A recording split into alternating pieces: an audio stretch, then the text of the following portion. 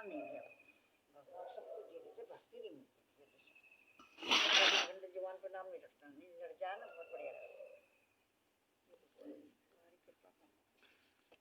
श्लोक अध्याय क्या तात्पर्य का शेष भाग।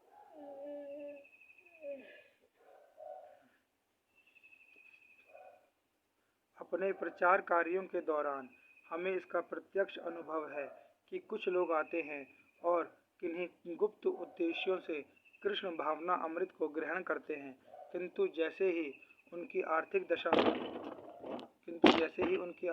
दशा कुछ सुधर जाती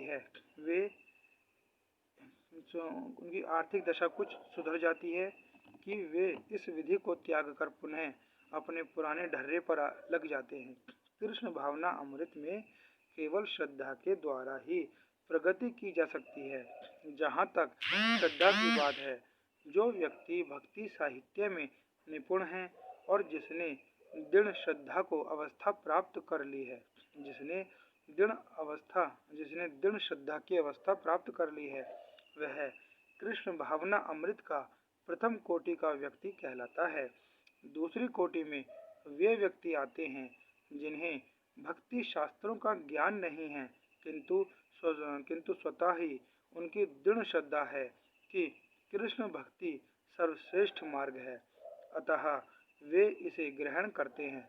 इस प्रकार वे तृतीय कोटि के उन लोगों से श्रेष्ठतर हैं जिन्हें ना तो शास्त्रों का पूर्ण ज्ञान है और ना श्रद्धा ही है, अपितु संगति तथा सरलता के द्वारा वे उसका पालन करते हैं।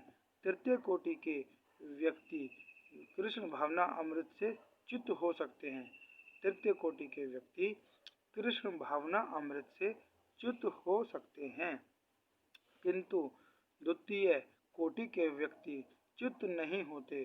प्रथम कोटि के लोगों के च्युत होने का प्रश्न ही नहीं उठता।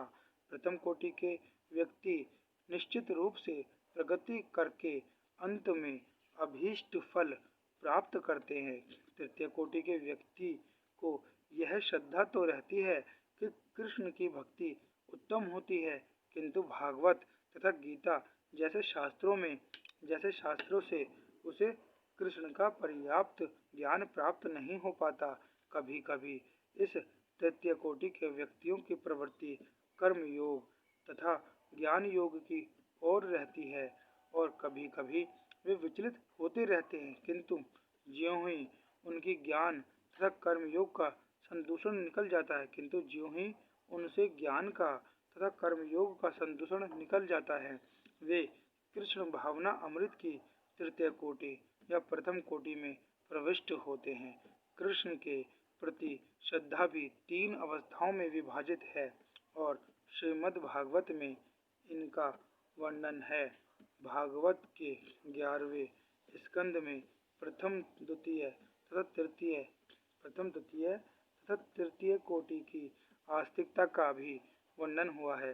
जो लोग कृष्ण के विषय में तथा भक्ति की श्रेष्ठता को सुनकर भी श्रद्धा नहीं रखते, यह सोचते हैं कि यह मात्र प्रशंसा है, उन्हें यह मार्ग अत्यंत कठिन जान पड़ता है।